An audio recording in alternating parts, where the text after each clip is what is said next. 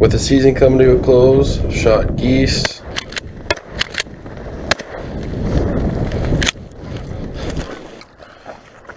lots of goldeneyes and other divers,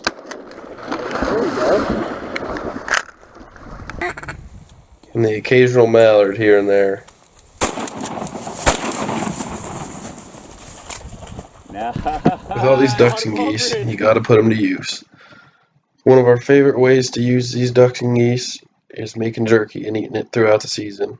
With the season ending, we had our last batch to make. I hope you enjoy the process. Alrighty, so today I'm going to go ahead and show you guys what I do and what we do with our duck and goose breasts. How we process our duck meat and waterfowl. Pretty much just all waterfowl, I guess, for us. So what you're going to need for this is a grinder. We just use a KitchenAid accessory. It works pretty good. Just for doing small batches, you guys can grind it separately if you want. I would suggest grinding over doing just thin pieces. If you do thin pieces, you get more of the duck taste in it, and they're not as good, but you can do either way. We use High Country jerky seasoning. Works great. And then just go ahead and get a cutting board and a knife, and then get your duck and goose breasts. Make sure the duck and goose breasts are partially frozen. That works through the grinder the best. And then just go ahead and cut them thinly into strips like these. Just strips that can fit through the grinder. And then I'll go ahead and show you guys the next step. Alright, so the next thing we're going to go ahead and do after we have them all cut up into little chunks is just go ahead and put them in a bowl.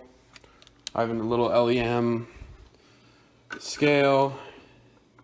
It's already zeroed out for the bowl. Just going to see how much weight we have. Looks like about 6 pounds of meat. Perfect. Go ahead and take that off. Grab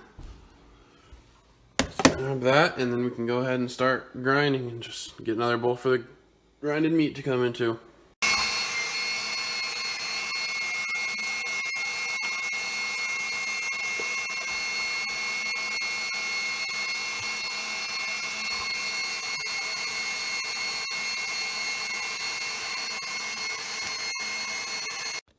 Alrighty, now that we have our duck meat and duck and goose meat all ground up, let's go ahead and look at your directions for the jerky seasoning to see how much you need.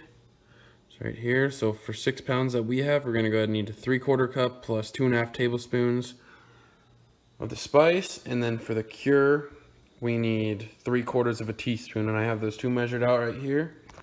We're just going to go ahead and take them and spread them out evenly over our meat. Doesn't have to be perfect, just spread it out. Same with the cure. Just like that. Then you're just going to want to go ahead and take your hands and mix that up as good as you can. It's a dirty process, but it gets it done well.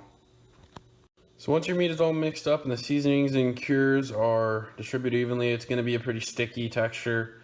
Should look something like this, and we're just going to go ahead and cover it in plaster wrap and set that in the fridge to sit for about 30 minutes. And just during that time, just clean up, do whatever you can, waiting for that time to be up. So while I've been waiting on that jerky meat to sit in the fridge, I just went ahead and got the jerky gun out. You'll need that, and then I went ahead and got the dehydrator out as well. Just a 4-rack dehydrator. It does pretty well. I don't know if I'll be able to get all the meat on it, but we'll see. Alright, so it's been sitting for 30 minutes in the fridge. Just gonna stuff it in the jerky gun and start spreading it on the dehydrator. Alright, so we went ahead and we got the jerky laid out on all the racks. 4 racks full. Plugged it in. Turned it up to 145, the highest temperature for meats. And we're just going to go ahead and leave that running for about 8 hours and come back to it. And we'll have some good old jerky.